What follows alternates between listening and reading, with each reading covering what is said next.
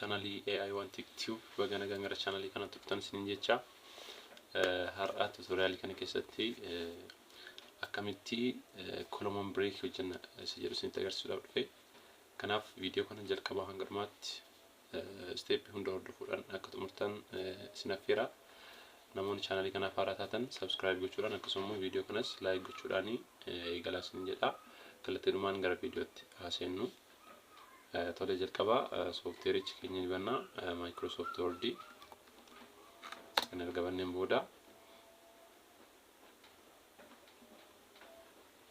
amma asirratti barreeffama barbaanne barreessina jechuudha. Barreeffama addaan qooduu barbaanne sana barreessina. Fakkeenyaaf default paragraph tokko barreessu asirratti size isaa dabalee isin agarsiisu. Command kana fayyadamee default paragraph lama haa create godhu. To size isaa guddatee xiqqoo size isaa nan hir'isa. Kana erga hir'iseen booda amma barreeffamicha kana akkamitti kolomanii lamatti gochuu dandeenya kan jedhu. Kana jechuun asirraa kaasee hangasitti kolomanii tokko akkasumas asirraa kaasee hangasittis kolomanii tokko akkamitti gochuu dandeenya kan jedhu isinitti agarsiisuuf jechuudha. Kanaaf kallattiidhumaan jalqaba maal goona barreeffama keenya bifa kanaan select gochuu danda'u qabna. Bifa kanaan harka keenyaan select gochuu danda'u qabna. Bifa kanaan kan select goonu yoo ta'e yookaan keyboard keenya irraa control A jennee select kan goonu yoo ta'e sirriin dhufu jechuudha. Kolomaniin kun sirriitti nu qoodama. Kolomanii tokko ta'a jechuudha. Fakkeenyaaf isa kana qoodnaa ilaallu. Amma ani control A dhaan select gochaa jira. Kun akkuma argitan control A dhaan erga select godheen booda layout keessanii columns kan jedhu bira deemee more columns then two kan jedhu kana kolomanii lama gochuu barbaadeef kana filadheeti. Sana booda line between kan jechuun sararri kolomanii lamaan gidduutti akka galuuf jechuudha. Kun akkuma asirratti argitan kana bifa kanaan qooduudhaaf yeroo an deemutti as biratti apply kan jedhu kun immoo selected text kan jedhu jira. Barreeffama select ta'e kana akka addaan nuuf qooduuf jechuudha. Kanaaf kanarratti okay yoo jedhuuni kolomaniin kun lama ta'u jechuudha. Kun akkuma argitan kolomanii tokko qofa. Kolomanii tokko qofa ta'ee jira. Kanaaf kun dogongora maaliiti jechuudha. Keyboard keenya irraa control A dhaan yookaan select all dhaan waan select gooneef jechuudha. Kanaaf inni kun dogongora jechuudha. Kanaaf maal goona amma harka keenyaan select gochuu danda'u qabna jechuudha. Akka sirnaan hojjetuuf harka keenyaan jalqabarraa kaasnee hanga xumuraatti drag gochaa select goona jechuudha hangasitti. Bifa kanaanis ta'uu qabu. Selection isaa hangasii dhufuu qabu jechuudha. Hanga iddoo kanatti dhufuu qabu. Hanga iddoo kana qofa ta'uu danda'u qaba jechuudha. Hanga iddoo kana hanga daangaa barreeffama sanaa qofa ta'uu qaba jechuudha. Sanirraa kaafee iddoon firiin jiraachuu qabu jechuudha. Iddoo firii iddoo duwwaa ta'e select gochuu danda'u qabu. Daangaan barreeffama kanaa as biraa ka'eet hanga asitti waan ta'eef hanga asii qofa select gochuu danda'u qabna jechuudha. Hanga iddoo kanatti qofa select gochuu danda'u qabna. Then maal goona column break jechuudhaaf taabii nuti keessa deemnu layout taabii kana. Taabii layout yookaan layout isa jedhamu jechuudha. Yookaan taabii Microsoft Word keessatti taabii layout jala seenna. Layout jala immoo as biratti kun akkuma argitan columns kan jiru jira. Columns kan jiru jira. Asirratti yeroo tokko click goona. Then more columns kan jiru jira. More columns isheerratti ammas yeroo tokko click goona. Then as biratti presetting garaagaraa nu dhufa jechuudha. Presetting kanneen keessaa kolomanii tokko barbaannu tokko, lama barbaannu lama, sadii, left right bifa kanaan isaan kanneen keessaa filannee qooduu dandeenya jechuudha. Amma nuti kan qooduu barbaanne iddoo lamatti waan ta'eef isa kana filannaa jechuudha. Tuu kan jedhu kana filannaa. Then kolomanii keenya kan gidduu laayiniin akka galuun barbaanna moo barbaannu kan jedhu nuti murteessaa jechuudha. Isa murteessuudhaaf kun as biratti line between kan jedhu jira. Akka sararri gidduu nu galuuf kun as biratti ilaaluu dandeessu. As biratti preview isaa nutti agarsiisa. Line between yoo jenneen bifa kanaan sarara gidduutti galchaa. Ishee kana irraa balleessin immoo sarara irraa balleessaa jechuudha. Kanaaf yoo sararri akka gidduu nu galuu barbaanne ishee kanarratti hiikoona. Then as biratti selected text kan jedhu jira. Apply to selected text. Isaan kana keessaa whole document selected text kan jedhu jira. Booda immoo osoo selectionii kana selecting godhuu yoo dhuftan this point forward kan jedhu iddoo kanatti hin dabalama jechuudha. This point forward kan jedhu jira. Isaa in ilaalla jechuudha.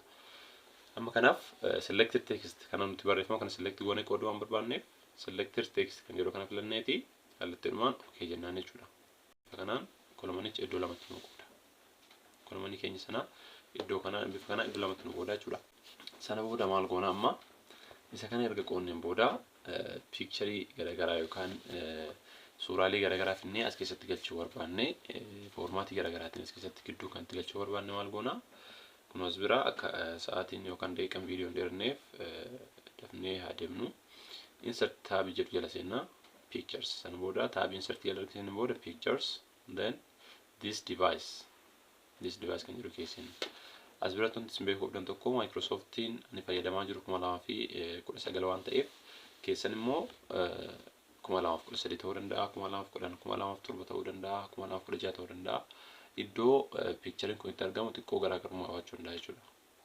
Sana booda maal goona jalqaba seenne insert tab then pictures then this device sana booda amma local disk keessina jechuudha. Local disk sana booda program files kan jedhu filanna. Program files keessa kana keessatti argama. Keessan computer keessan biitii 32 ta'e as keessatti argama jechuudha. Biitii 64 waan ta'eef as keessan argadha jechuudha. Kanaaf ishee kanan banaa then Microsoft Office kan jedhu barbaada ammas keessa. Microsoft Office kan jedhu barbaada.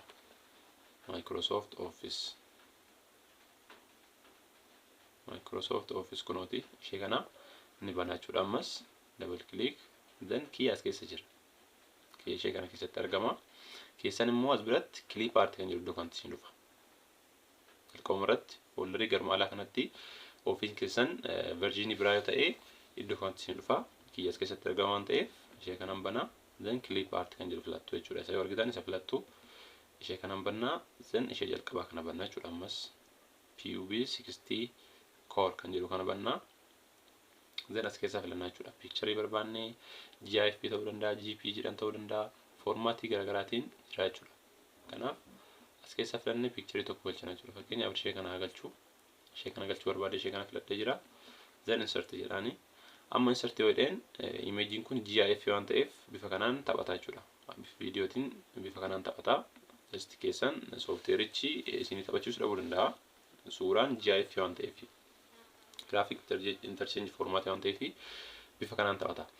Ammas biratti akkuma argitan suuraan galee kuni barreeffama keenya nu jalaa jeeqaa jira jechuudha. Barreeffama keenya nu jalaa jeeqaa iddoo nuti barbaanne nu taa'an jiru. Kanaafuu kan akkam sirreessuu dandeenya. Suuraa kanarratti right click goona. Then right click irratti gooneen booda wrap text kan jedhu jira kun as biratti. Wrap text kan jedhu jira. Sana booda as biratti wrap text kanarratti click yoo gootan as biratti optioniin garagaraa jira. Kanneen keessaa barbaadan gara fuulduraatiin gochuu barbaadan in front of text gara duubaatiin gochuu barbaadan behind text top and bottom isaan kanneen keessaa behind text filadhaan maaliif barreeffama kiyya duuba akkanaa ta'uu waan barbaadeef jechuudha. Ishee irratti click godha then amma iddoo barbaade sochoosuu danda'a jechuudha. Kun akkuma argitan yoo barbaade resize gochuu danda'a. Kun bifa kanaan resize godhee kaa'uu danda'a.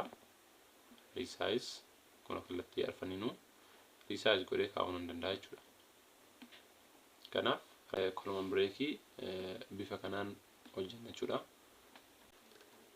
Tole yaada yoo qabaattan akkasumas gaaffii yoo qabaattan commentii jala nu gochuu akka hin irraanfanne viidiyoo kana like gochuudhaan channel kanas subscribe gochuudhaan nu cinaa dhaabbadhaa isin jenna. Thank you. Galatooma.